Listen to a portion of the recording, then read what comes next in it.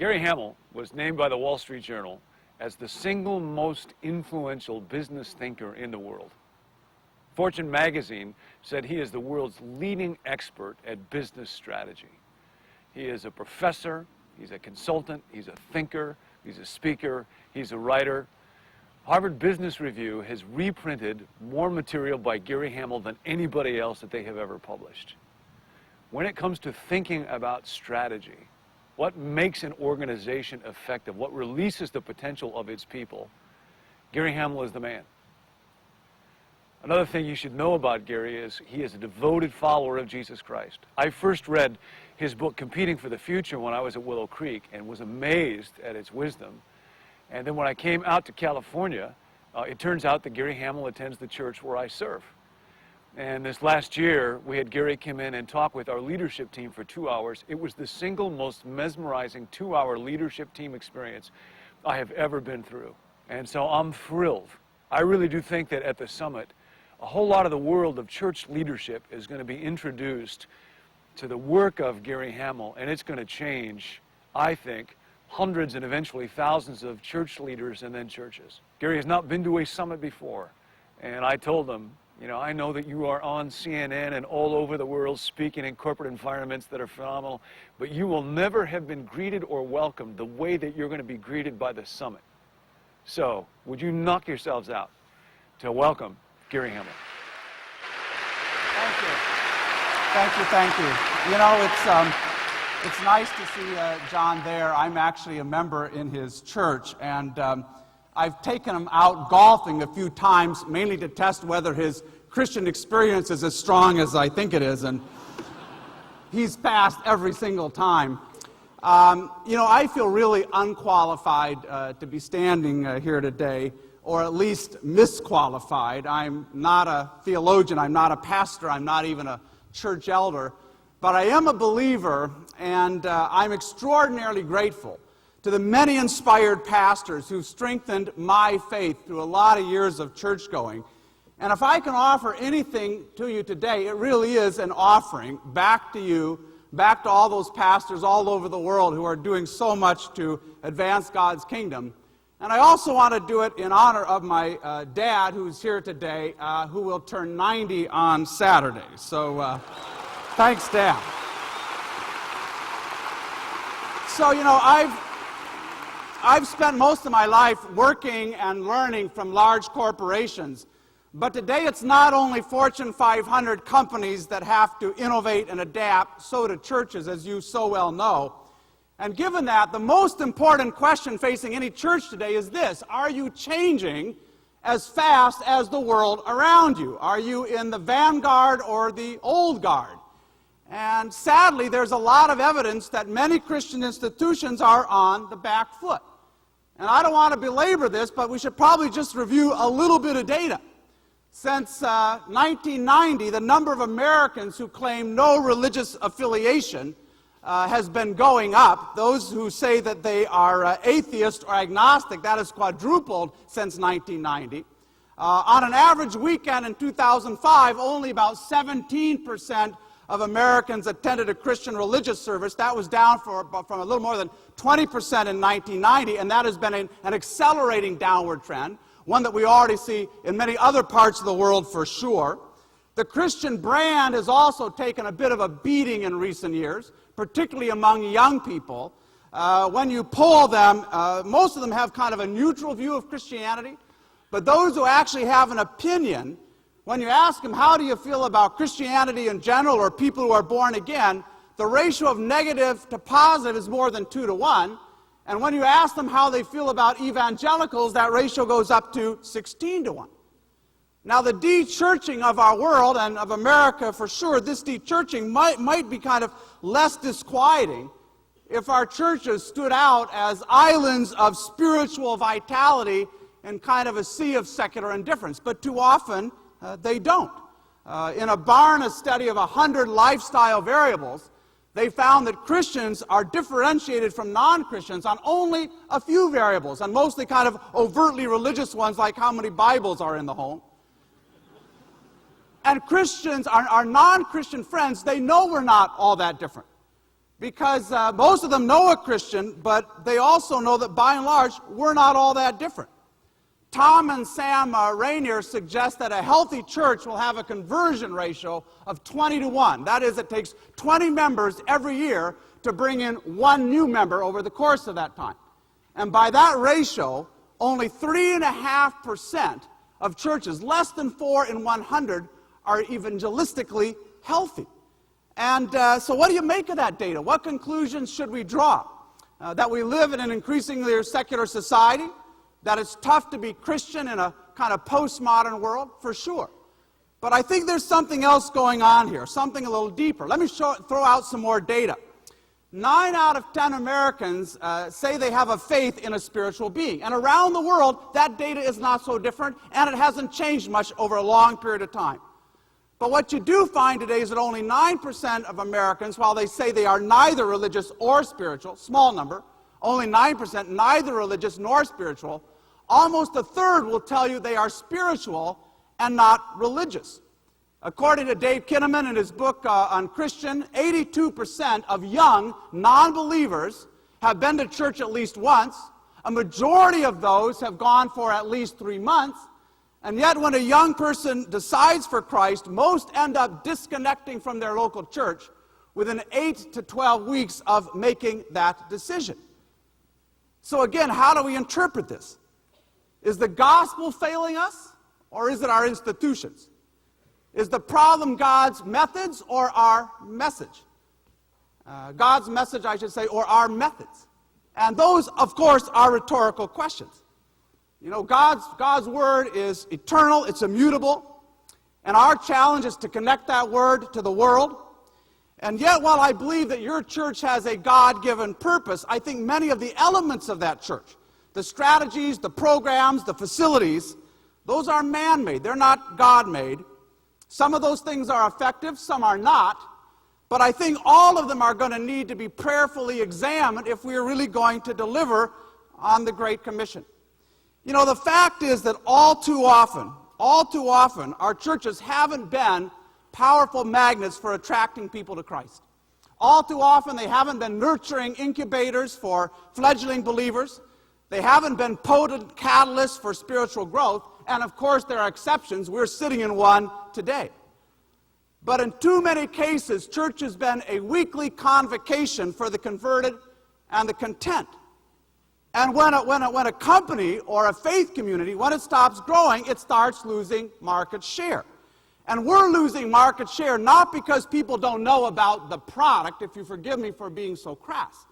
We're not losing market share out of ignorance, but out of apathy or even antipathy. Now, you may argue that in recent years, the church has been confronted by dramatic shifts in the environment that are almost universally antagonistic to a life of faith, and you'd be right. Those who are trying to do God's work were challenged by a consumer-driven society in which the size of your paycheck counts for more than the quality of your character, by the near infinite number of alluring diversions in our media-saturated world that allow people to perpetually postpone asking themselves the really important questions of life, by the deeply cynical view that young people have of large institutions, one that tends to lump big church right in there with big business and big government, and a reflexive skepticism of anyone who claims to have the truth. All of these things have made life more difficult for church pastors, but I doubt they're insurmountable problems for God. And as Christians, what I'd like to ask you is, should we be wringing our hands about the secularization of society, or should we be thanking God for our good fortune? You know, maybe we should feel grateful that so many people are no longer simply going through the motions of being Christian, because Jesus had little time for those who are observant but spiritually empty. Maybe we should feel lucky that a few scientists seem hell-bent on undermining religious belief, since this is going to compel us to find a deeper correspondence between the God of nature and the God of the Bible. Maybe we should be glad that young people have been taught to resist dogmatic statements of all kinds, because this will force us to build a case for Christianity that's based on the fruits of the Spirit rather than our elegant apologetics. And shouldn't we feel lucky that our materialistic culture has left so many people feeling jaded and manipulated and hungry for the authentic, since our Lord was the most authentic person who ever walked this earth. You know, unprecedented changes bring unprecedented opportunities. But to take advantage of those, you have to have unprecedented strategies. Organizations lose their relevance when the rate of internal change lags behind the rate of external change. And that's a problem that besets many churches today. And you know what? Secular institutions are in the same boat. I mean, think for a moment about General Motors, Sony, Motorola, United Airlines, AOL, Yahoo, Sears, Starbucks. How well have these companies been doing in recent years? And the answer is not so good, right? Not just because of the recession, but because they got stuck in the mud. Their employees were prisoners of precedent, right? Locked in a jail that was run by the custodians of convention. So let's not feel too sorry for ourselves as church leaders. Our problem isn't unique. And I'd argue our problem isn't materialism or atheism or skepticism or relativism. Our problem is inertia. And having said that, though, it also is true that we just happen to be alive at that very point in history when the pace of change has gone hypercritical. I mean, think about the number of things in our world today that are changing at an exponential rate. The number of gene sequence, number of internet connections, world population, CO2 emissions, the list just goes on. And 100 years ago, nothing was changing at this pace, not a single thing. So here we are in a world that's shaken, not stirred, where the future is less and less an extrapolation of the past.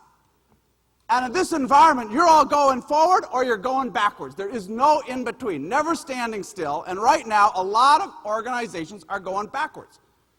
Why? Simple reason. The world is becoming more turbulent faster than most organizations are becoming more resilient. You know, historically, business leaders, church leaders, we didn't have to worry about fundamental paradigm shifts. We could assume that our business models would pretty much just go on forever.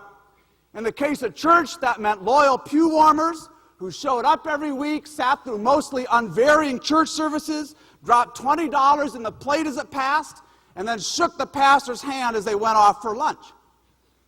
But you know what? Business models aren't eternal. And the mortality has been rising in recent years. And in industry after industry, we've witnessed profound paradigm shifts. You know, you think about retailing, the shift from the suburban shopping mall to the big box retailers to online. In the world of pharmaceuticals, from drug discovery to targeted drug design based on genetic information. In the car industry, from combustion engines to plug-in hybrids, all-electric vehicles, and maybe fuel cells. In software, from things that we downloaded, applications we actually loaded onto our computers, now to applications we merely access on the web. And with each of these shifts, typically the incumbents have gotten left behind. And there's a lot of paradigm shifts have been going on in churches as well. With the move from small community churches to mega churches, multi-site churches, the emergent church, cell churches, online church, and whatever comes next. And yet the reality is that most organizations end up shackled to one business model, and when it atrophies, so does the organization.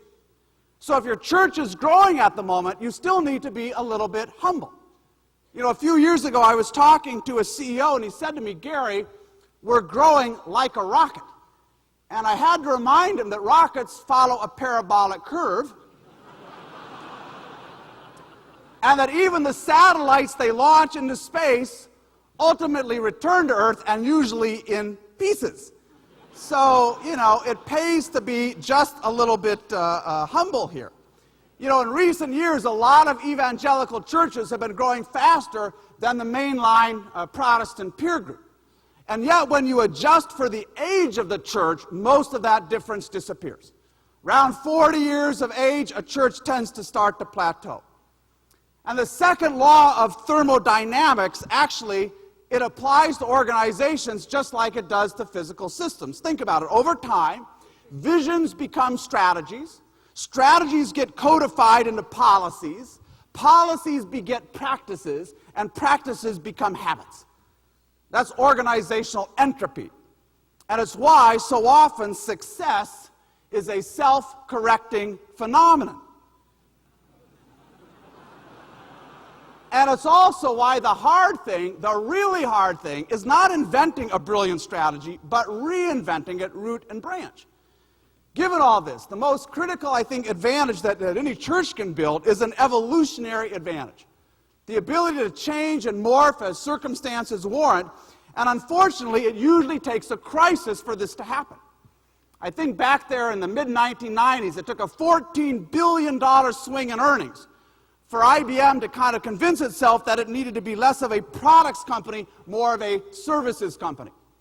Or you look at the near-death experience that General Motors has recently been through, an experience that finally gave its leaders the courage to do what they should have years ago and sell off some of their moribund divisions. So it not only takes that kind of crisis, it also usually takes a change in leadership itself. Right? What's the first thing a board normally does when they want to turn around an organization? You decapitate the old leadership team, right? You bring somebody in new. Think about that. That in these supposedly sophisticated, well-run organizations, it seems the only way that change can happen is the same way it happens in poorly governed dictatorships, right? Infrequently, belatedly, and convulsively, right? This is not a good recipe. So we need to change the way we change. From being crisis-driven and episodic to opportunity-driven and continuous. So how do you become an enemy of entropy? How do you overcome the gravitational pull of the past? And I want to focus very briefly on 4 key imperatives for outrunning change. These aren't the only imperatives, but they're the only ones we have time for right now. First and most important, you have to overcome the temptation to take refuge in denial. You know, every organization is successful until it's not. And often the not takes people by surprise, particularly the leadership team. Why? Because they had convinced themselves that things were going better than they really were. As human beings, we're all susceptible to denial. And the longer we're in that state, the longer we put off the work of renewal, and the more expensive and wrenching it becomes. Now, the good news is, denial follows a familiar pattern. And when you recognize this pattern, you can do something about it. Let me just give you an illustration here. And let me talk for a moment about denial in relationships. And I'm going to speak from a man's perspective. It's the only one I know. I sometimes tell my wife how she's feeling, but that doesn't usually work. So just imagine for a moment you're a guy, you're in a relationship that's kind of troubled, not working very well, and your first instinct is simply to dismiss the problem. You just want to go it away, so you're going to say something like, well, people don't stay in love forever. Everybody has their fights once in a while, and, you know, it's just a rocky patch. Things don't improve, though. There's a lot of tension. It's kind of undercurrent of anxiety and so on. So you go from dismissal to rationalization. Now you need a story because something here is clearly unusual.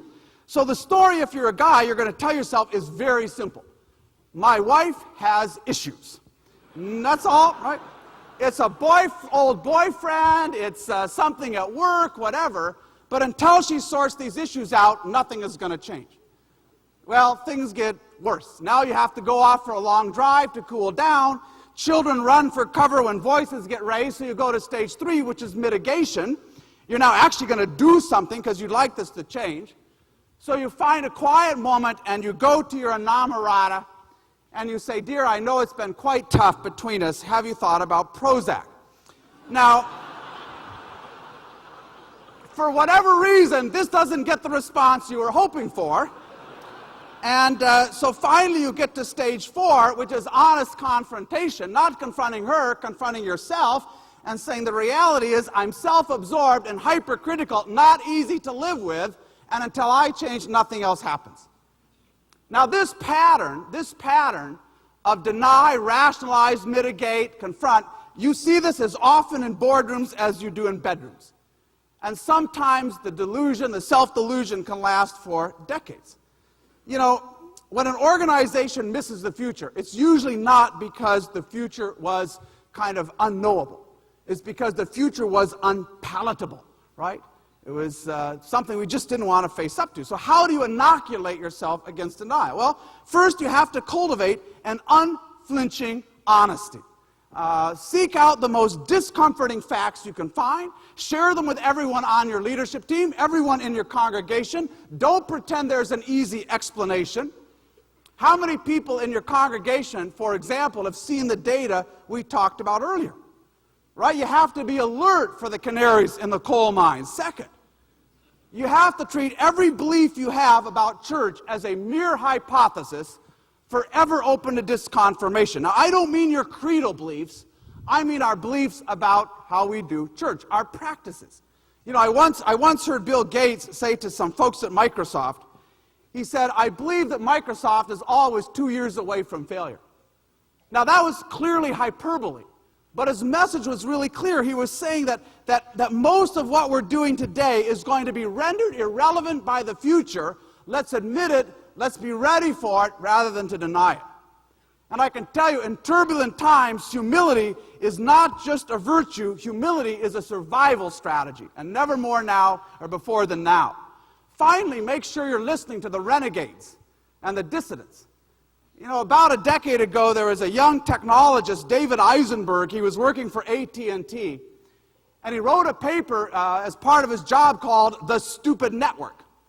And it turned out not to be a good career move because AT&T, like other big telcos at that time, their network had all the intelligence built into these big, complicated central switches that routed your calls. And to add a new feature, you had to reprogram this complex machine. Eisenberg saw a day when more and more of the intelligence in the network would go out to the edges, the PCs, the servers, and if you wanted something new like Skype, you just download that little application and off you go.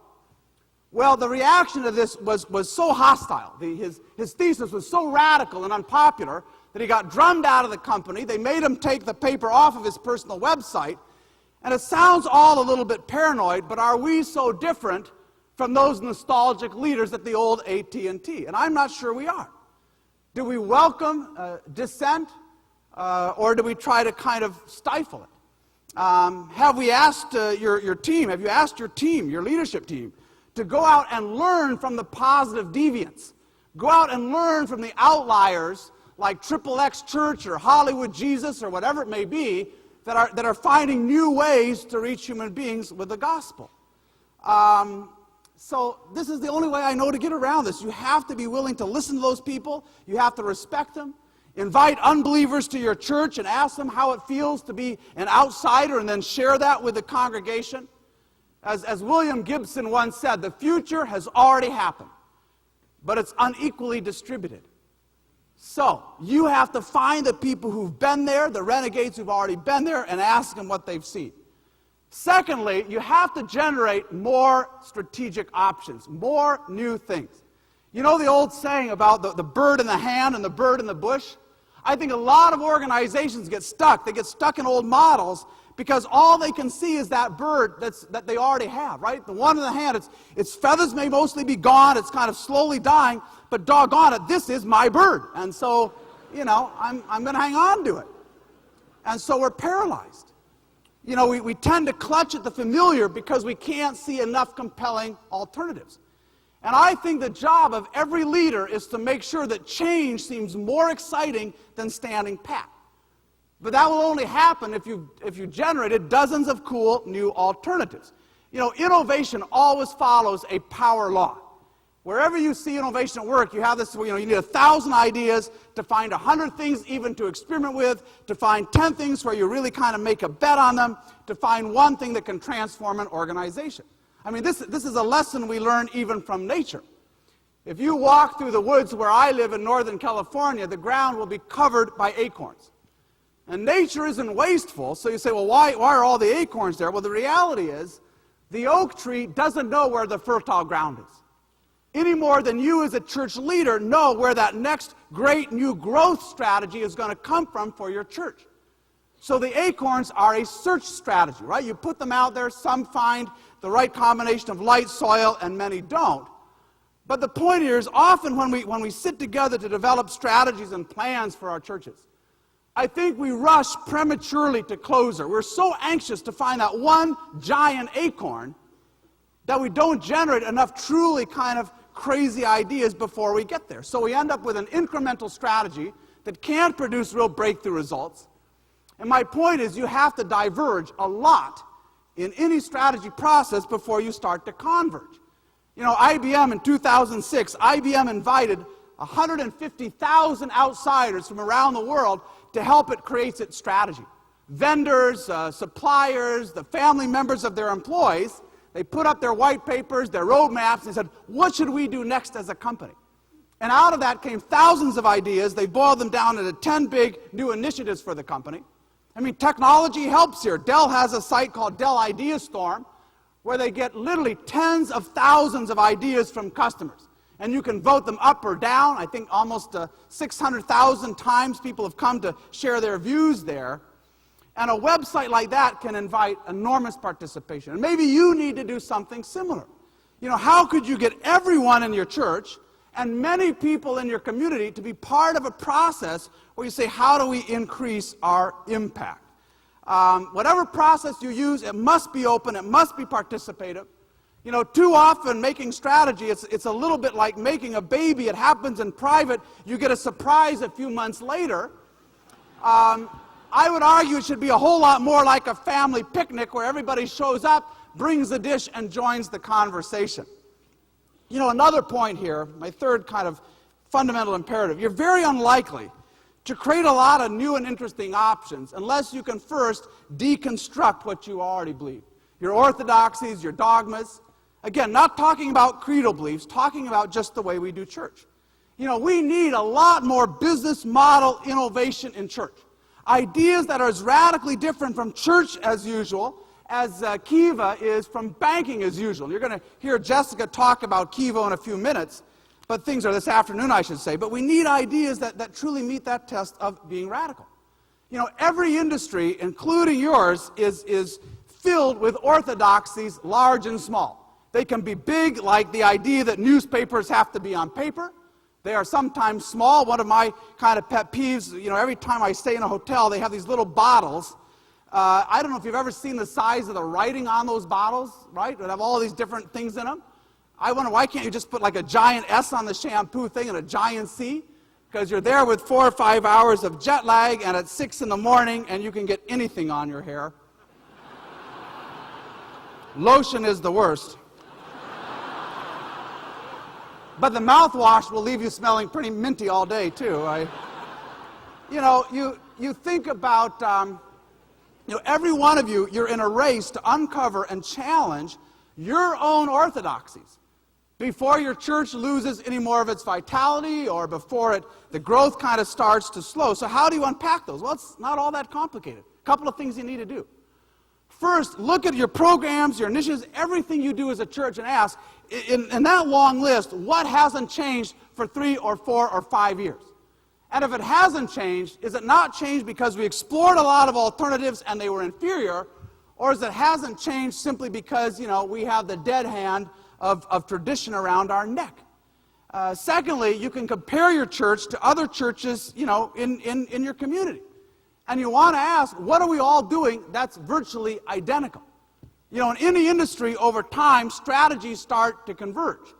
And so when you spot something that's unvarying across this group of churches, you want to ask, are we doing it this way because the Lord commanded it, or are we doing it this way because we're all reading the same books, talking to the same consultants, benchmarking the same few institutions, and we all end up drinking the same bathwater? Which is it? And believe me, there are a few orthodoxies to challenge. You know, church happens in church versus on a Thursday evening in somebody's condo. More programs equal more impact. To bring people to faith, we need better marketing as opposed to people who are truly living out Christ's commands. The best way to grow God's community is to plant clones of our own church rather than experimenting with radically different models. And, you know, I've even thrown a few ideas John's way. I wonder in my own church, why can't we bring our laptops there to take notes? It happens in every college classroom. Why can't we open source the sermon?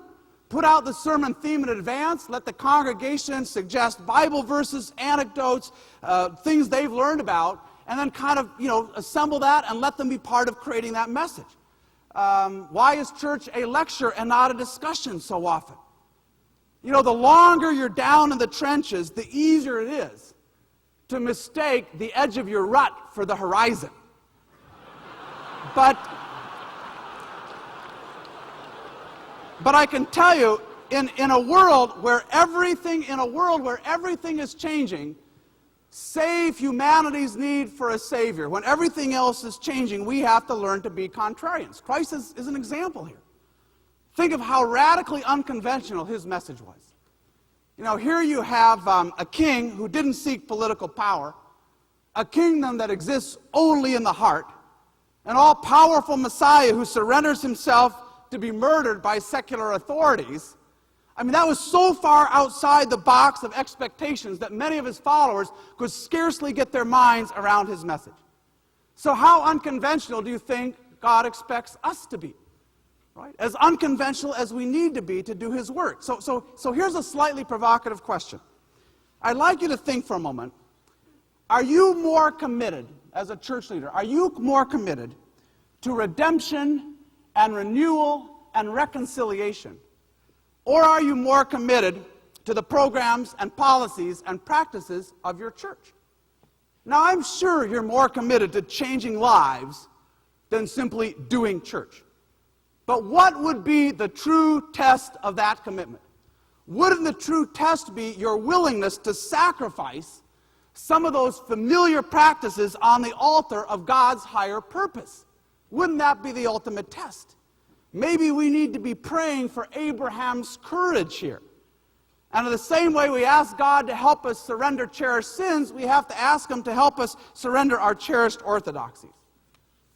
Finally, I don't think any of this is feasible in an organization that has a top-down and autocratic power structure. And let me explain why. If there's a single overriding reason that organizations kind of get left behind, they start going sideways, one simple explanation is this. It happens when the mental models of the leadership team depreciate faster than their authority.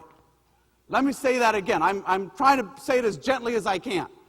The mental models of the leadership team depreciating, but they still have all their power. The veterans are still running things, but their understanding of the world has passed its sell-by date.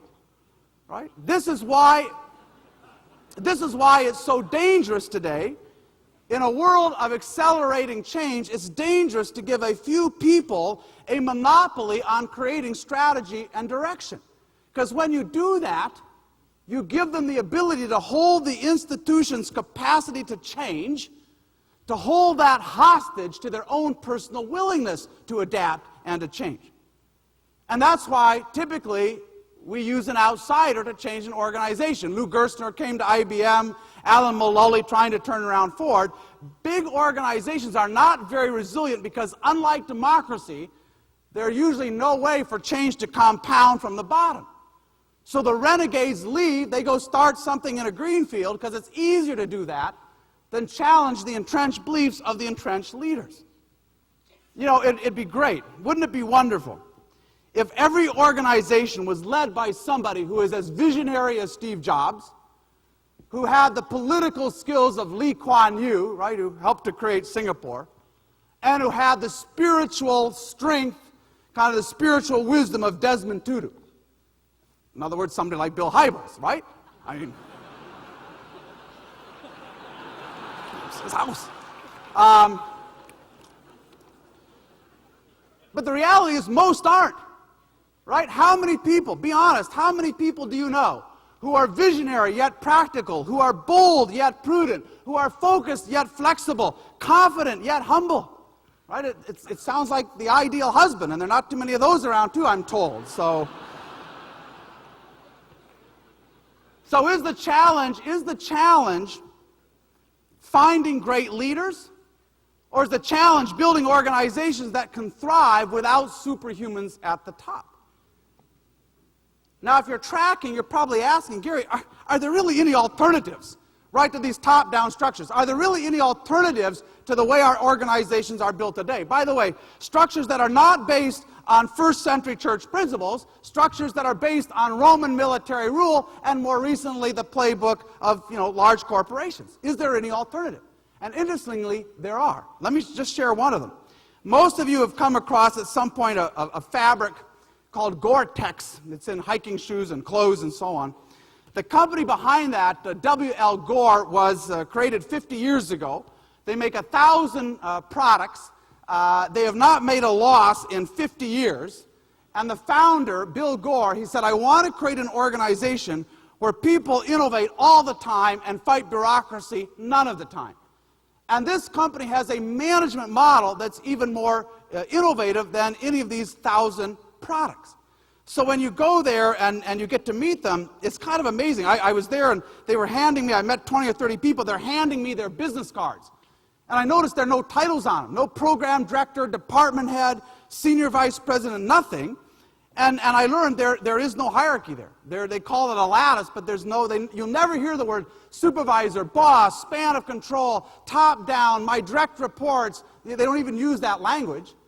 I did notice that on some of the cards, they had a little, after somebody's name, it said leader. So I said, well, how do you get to be a leader here at Gore? And they said, well, you get to be a leader when your team asks you to lead them. I said, oh. And so how do you know if you're leadership material?